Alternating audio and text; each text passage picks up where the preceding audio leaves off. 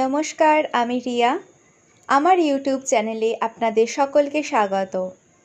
অরণ্যকাণ্ডের পরবর্তী কিষ্কিন্ধাকাণ্ডের আলোচনা এই পর্বে হবে। কিছু দূর যাওয়ার পর রাম লক্ষ্মণ পম্পার তীরে বিশ্রাম করলেন। শীতের শেষে তখন বসন্ত।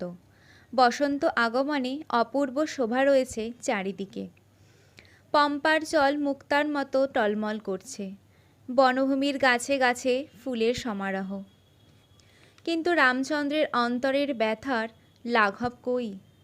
বরং একটি দৃশ্য দেখেন আর সীতার কথা মনে পড়ে যায়। কখনো লক্ষ্মণকে বলছেন, ওই দেখো লক্ষ্মণ, আড়াল থেকে ডেকে উঠেছে ডাহুক পাখি। ডাহুকের ডাক শুনলে আনন্দে অধীর হয়ে সীতা ছুটে আসতো আমার কাছে। এই বলে শোকে ম্রিয়মাণ হলেন রামচন্দ্র। লক্ষ্মণ সান্ত্বনা দিয়ে বললেন, তুমি পুরুষ শ্রেষ্ঠ, শোকে এরকম অধীর হওয়া তোমার সাজে না। রাবণ সীতা হরণ করেছে, এ সংবাদ যখন পাওয়া গেছে তখন আমরা সীতা দেবীকে খুঁজে বার করবই। কোনো ভালো জিনিস হারিয়ে গেলে কষ্ট করে তাকে খুঁজতে হয়। এজন্য চাই উৎসাহ। উৎসাহই মানুষের বল, উৎসাহই মানুষের ভরসা। উৎসাহী পুরুষ কখনো অধীর হয় না। তুমি শোক ত্যাগ করো, আবার উৎসাহ ফিরিয়ে আনো। লক্ষ্মণের কথায় ঘুমন্ত পুরুষসিংহ জেগে ওঠেন। সব অবসাদ ছেড়ে রাম এগিয়ে চলেন, পেছনে ভাই লক্ষ্মণ। কিছুক্ষণের মধ্যেই তারা এসে পৌঁছালেন ঋষ্যমুখ পর্বতে। এই ঋষ্যমুখ পর্বতে বাস করছিলেন বানর রাজা সুগ্রীব ও তার মন্ত্রীরা। দাদা বালির সঙ্গে তখন খুব ঝগড়া চলছে সুগ্রীবের। রাজধানী কিষ্কিন্ধা থেকে সুগ্রীব পালিয়ে এসেছে প্রাণের ভয়ে। প্রথমে তাদের ভিতরে কোনো ঝগড়া ছিল না। দুই ভাই মনে সুখে বাস করত কিষ্কিন্ধায়। বালি রাজা ও সুগ্রীব তার সহকারী। হঠাৎ একদিন গভীর রাতে মায়াবী নামে এক অসুর এসে বালিকে যুদ্ধে আহ্বান করল। বালি ও মায়াবীর মধ্যে ভীষণ যুদ্ধ হলো। সুগ্রীব দাদাকে সাহায্য করেছিল সারাক্ষণ। বালি মায়াবী রাক্ষসকে তাড়া করে এক গুহার মধ্যে ঢুকে গেল। সুগ্রীব রইল গুহার মুখে। মধ্যে মধ্যে ভীষণ গর্জন হলো। এদিকে বালি কিন্তু মরেনি। বালি ছিল ভীষণ শক্তিশালী। ভয়ঙ্কর যুদ্ধের পর বালি অসুরটাকে হত্যা করে কিষ্কিন্ধায় এসে দেখল সুগ্রীব তারই সিংহাসনে বসে রাজত্ব করছে। তখন সে ভীষণ রেগে গেল এবং সুগ্রীবকে মেরে ফেলার জন্য তেড়ে এলো। সুগ্রীব তাই প্রাণের ভয়ে পালিয়ে এসেছে ঋষ্যমুখ পর্বতে। বালির ওপর এক মুনির অভিশাপ ছিল যে সে যদি ঋষ্যমুখ পর্বতে আসে তাহলে তার মৃত্যু অনিবার্য। তাই বালি এই পাহাড়ে আসতে পারেনি। সুগ্রীবের সঙ্গে রাম লক্ষ্মণের আলাপ হলো। লক্ষ্মণ পূর্বে হনুমানকে তাদের সব কথা জানিয়েছিলেন, সুগ্রীবকেও জানালেন। দুষ্ট রাবণ সতী সাধ্বী সীতা দেবীকে হরণ করে নিয়ে গেছে। সীতা দেবীকে উদ্ধার করার উদ্দেশ্যেই আমরা এখন এসেছি এবং এজন্য আমরা চাই তোমাদের সাহায্য। সুগ্রীব খুবই আনন্দের সঙ্গে রাজি হলো রাম লক্ষ্মণকে সব রকমের সাহায্য করতে। রামচন্দ্র সাদরে গ্রহণ করলেন সুগ্রীবের হাত, আর উভয়কে আলিঙ্গন করলেন দৃঢ়ভাবে। তারপর অগ্নিসাক্ষী করে তারা প্রতিজ্ঞা করলেন আজীবন তারা পরস্পরকে সাহায্য করবেন। এরপর সুগ্রীবও তার দুঃখের সব কথা জানালো, কি করে সে হারিয়েছে তার রাজ্য এবং তার প্রিয়তমা পত্নী রুমাকে। আজ সে প্রাণ ভয়ে লুকিয়ে ফিরছে এক পাহাড় থেকে অন্য পাহাড়ে। রামচন্দ্র সব শুনে তাকে আশ্বাস দিলেন এবং বললেন, আমি প্রতিজ্ঞা করছি বালি বধ করে উদ্ধার করব তোমার স্ত্রী রুমাকে। সুগ্রীবও তার উত্তরে বলল, আমিও প্রতিজ্ঞা করছি আপনার পত্নী সীতা দেবীকে উদ্ধারের সকল ব্যবস্থাই আমি করব। আর একটা কথা মনে পড়েছে, কিছুদিন পূর্বে কতগুলি গয়না আকাশ থেকে এসে পড়েছিল আমাদের কাছে। এই বলে সে সেগুলি নিয়ে এলো রাম লক্ষ্মণের সামনে। রামচন্দ্র অন্যাখানি দেখেই চিনতে পারলেন এটি সীতা দেবীর। লক্ষ্মণ কানের কুণ্ডল চিনতে পারলেন না, কারণ সীতা দেবীর মুখের দিকে তিনি কখনোই তাকাননি, সবসময় পায়ের দিকেই তাকাতেন। তিনি বললেন, পায়ের নূপুর দেখে চিনতে পেরেছি, এগুলি সীতা দেবীরই। সীতা দেবীর উদ্ধারের আশা ক্রমশই উজ্জ্বল হয়ে উঠতে লাগলো। রামচন্দ্রের কাছে ভরসা পেয়ে সুগ্রীব চলল কিষ্কিন্ধায়। বালিকে যুদ্ধে আহ্বান করল। দুই ভাইয়ে চলল ভীষণ যুদ্ধ। দূরে শালগাছের আড়ালে রাম লক্ষ্মণ ধনুর্বাণ নিয়ে সুগ্রীবের সাহায্যের জন্য অপেক্ষা করছিলেন। কিন্তু কি আশ্চর্য, দুই ভাই যে দেখতে একই রকমের, কে বালি আর কে সুগ্রীব তারা চিনতে পারলেন না। সুগ্রীবের গায়ে লাগে এই ভয়ে তারা আর তীর ছুড়লেন না। রামচন্দ্রের সাহায্য না পেয়ে কিছুক্ষণের মধ্যেই সুগ্রীব যুদ্ধে হেরে গেল। কোনো রকমে প্রাণ নিয়ে সে পালিয়ে এলো ঋষ্যমুখ পর্বতে। মনের দুঃখে সুগ্রীব রামচন্দ্রকে খুব বললেন, বেশ তো আপনার বন্ধুত্ব, এ কি আপনার মতো বীরের কাজ? সাহায্য করার কথা দিলেন, অথচ কাজের বেলায় দেখা নেই। রাম বললেন, রেগো না বন্ধু, আমরা তোমাদের সাহায্যের জন্য প্রস্তুত ছিলাম, কিন্তু তোমরা দুই ভাই যে একই রকম দেখতে, কে বালি কে সুগ্রীব আমরা চিনতে পারলাম না। সুগ্রীব ব্যাপারটা বুঝল। তবে এখন কি করা যায়? লক্ষ্মণ এর সমাধান করল। কিছু ফুলসহ একটি লতার মালা সুগ্রীবের গলায় তিনি জড়িয়ে দিলেন। সেই মালা পরে সুগ্রীব পরের দিন বালিকে যুদ্ধে আহ্বান করল। বালি ও সুগ্রীবের মধ্যে খুব যুদ্ধ হলো। প্রথমে হাতাহাতি, ঘুষাঘুষি, পরে প্রকাণ্ড গাছ নিয়ে মারামারি। সুগ্রীব যখন খুব ক্লান্ত হয়ে পড়ল, তখন রাম গাছের আড়াল থেকে বালির বুকে মারল তীর। রামের সেই অব্যর্থ তীরে বালি ভূমিতে লুটিয়ে পড়ল। মাটিতে লুটিয়ে পড়ে বালি দেখতে পেল দুই রাজপুত্রকে।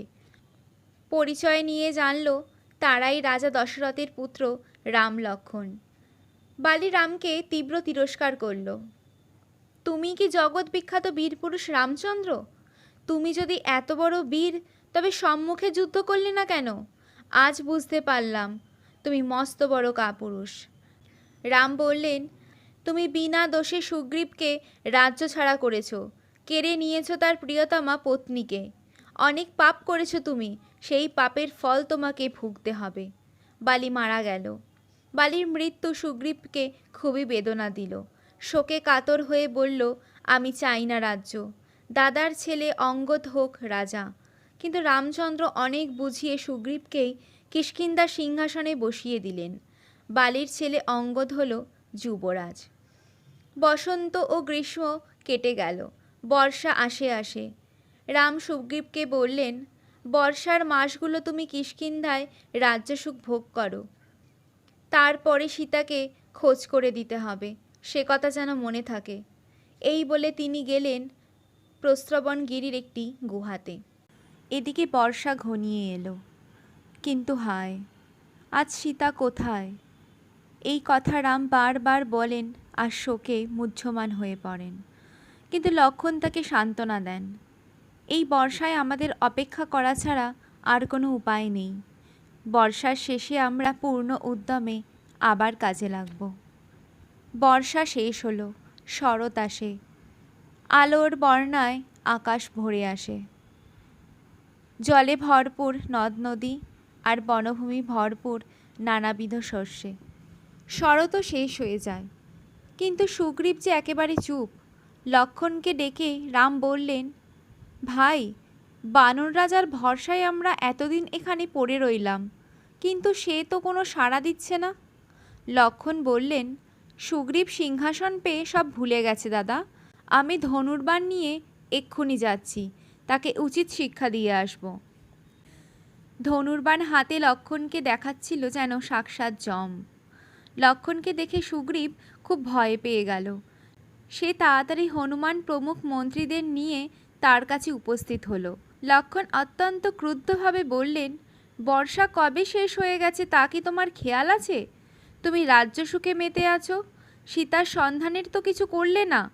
তুমি জানো না রাম রুষ্ট হলে তোমার গতি হবে বালিরই মতো? সুগ্রীব তাড়াতাড়ি হাত জোড় করে ক্ষমা প্রার্থনা করল। অন্যায় হয়ে গেছে, আমাকে ক্ষমা করুন। সীতার সন্ধানের জন্য আমি এক্ষুনি সব ব্যবস্থা করছি। এই বলে সুগ্রীব হনুমানকে নির্দেশ দিলেন সমস্ত বানর সৈন্যকে ডেকে পাঠাতে। হিমালয়, মহেন্দ্র, বিন্ধ্য, কৈলাস এবং মন্দার পর্বত, যেখানে যত বানর সৈন্য ছিল, হনুমান তাদের সকলকে খবর দিল। দেখতে দেখতে কিষ্কিন্ধা ভরে গেল বানর সৈন্যে। তাদের সঙ্গে এলো বড় বড় বানর সেনাপতি, নল, নীল, সুসেন, গয়, গবাক্ষ, জাম্ববান সকলে। রাম সুগ্রীবকে বললেন, দুটি কাজ তোমাদের প্রথমে করতে হবে। প্রথমে জানতে হবে জনকনন্দিনী সীতা বেঁচে আছে কিনা, আর দ্বিতীয় হলো দুষ্ট দশাননের বসতি কোথায়।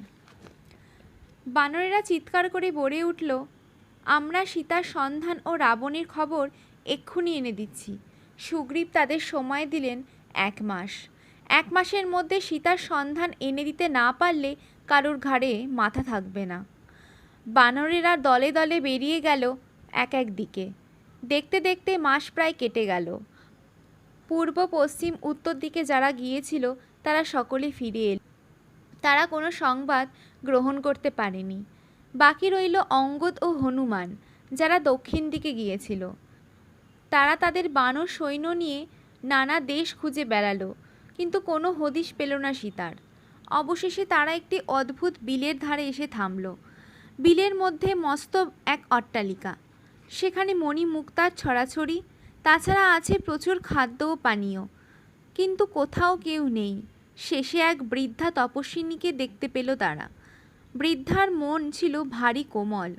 খাদ্য পানীয় দিয়ে সেই বানরদের প্রাণ বাঁচিয়ে দিল। তারপর বৃদ্ধা বলল, তোমরা এখানে কেন এলে?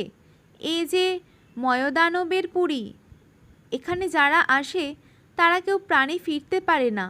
যাই হোক, যদি বাঁচতে চাও তোমরা সকলে চোখ বোঝো। সেই চোখ বন্ধ করা অবস্থায় সকল বানরকে বৃদ্ধা ময়দানবের পুরী থেকে বাইরে এনে ছেড়ে দিয়ে গেল। বৃদ্ধা কিন্তু তাদের অনেক দূরে এগিয়ে দিয়ে গেছে। হনুমান ও অঙ্গদ দেখল অনেক দক্ষিণে তারা চলে এসেছে।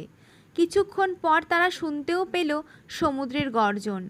কিন্তু সীতার সন্ধান তাদের কে দেবে? আর যদি সীতার সন্ধান না পাওয়া যায় তাহলে কিষ্কিন্ধায় ফিরেই বে কী লাভ? সুগ্রীব তাদের মেরে ফেলবে। এই ভেবে যুবরাজ অঙ্গদ অনশনে মরবার জন্য তার বানর সৈন্যদের নিয়ে সেখানেই পড়ে রইল। জটায়ুর দাদা সম্পাতি বাস করত এই অঞ্চলে। বানর সৈন্যদের সে নিজের পরিচয় দিয়ে বলল, আমি জটায়ুর দাদা সম্পাতি। আমি দেখেছি লঙ্কার রাজা রাবণ হরণ করে নিয়ে গেছে মা সীতাকে। আমি জানি রাবণকে আর তার রাজধানী কোথায়।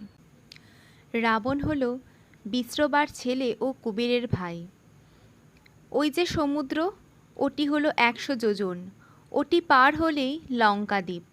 লঙ্কাই রাবণের রাজধানী। সেই লঙ্কাপুরীতে সীতা বন্দিনী হয়ে অতি কষ্টে দিন কাটাচ্ছেন। তোমরা তাড়াতাড়ি তাকে উদ্ধার করো। এই খবর জানতে পেরে যুবরাজ অঙ্গদ তার সেনাপতিদের জিজ্ঞাসা করল, তোমাদের মধ্যে এমন কে বীর আছো যে 100 যোজন সমুদ্র এক লাফে পার হতে পারো? সেনাপতি গয়, গবাক্ষ, সুসেন, জাম্ববান সকলেই বলল, আমরা কেউ 10, কেউ 20, বড় জোর 90 যোজন পর্যন্ত এক লাফে পার হতে পারি, কিন্তু 100 যোজন পার হওয়া আমাদের পক্ষে অসম্ভব। বানর সেনারা যখন খুবই চিন্তিত তখন বীর হনুমান এগিয়ে এসে বলল, আমি পারব এক লাফে 100 যোজন পার হতে। বানর সৈন্যরা এই কথা শুনে মহা আনন্দে জয়ধ্বনি করল। হনুমান মহেন্দ্র পর্বতে উঠল লাফ দেওয়ার জন্য। এর পরবর্তী সুন্দর কাণ্ড আলোচিত হবে পরবর্তী পর্বে। ধন্যবাদ।